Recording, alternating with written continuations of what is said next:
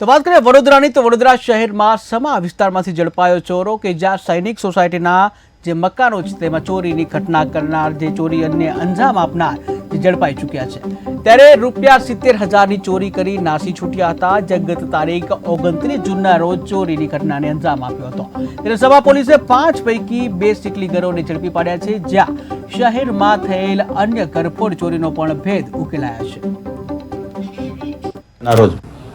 ફરિયાદી દેવેનભાઈ સેલવાડિયાએ ફરિયાદ લખાવી કે પોતાના સસરા ઉદયપુર ગયા હોય તે દરમિયાન પોતાના સસરાના જે નોકર હતા કમલેશભાઈ વસાવા ત્યાં ફોન કર્યો કે કોઈ પોતાના બંગલોમાં ચોરી કરે છે અને પોતાને રૂમની સ્ટોપર આગળથી મારી દીધેલ છે અને દાઢી અને ટોપીવાળા હોવાની વિગત લખાવેલી, જે બાબતે સમા પોલીસ સ્ટેશનમાં ફરિયાદ નોંધી અને આગળની તપાસ કરતા જે વર્ણન આપેલું હતું તેવા ફોટોગ્રાફ્સ અગાઉ જે પોલીસ સ્ટેશનના હિસ્ટ્રી શીટરના હતા તે બતાવતા તેમાં ઓળખ થઈ છે 2 ચીખલીકરની અને 2 ચીખલીકરને અટક કરવામાં આવેલ છે। હાલ તેની રિમાન્ડ લેવામાં આવેલ છે। એમોટાઈપ મોસ્ટ ઓફ આ આરોપીઓ છે ચીખલીકર એ ઘરફોડ ચોરીમાં અલગ અલગ સિટીમાં છે, વારસિયામાં છે, બાપોદમાં છે અને રાજકોટ રૂરલમાં પકડાઈ ચૂક્યા છે।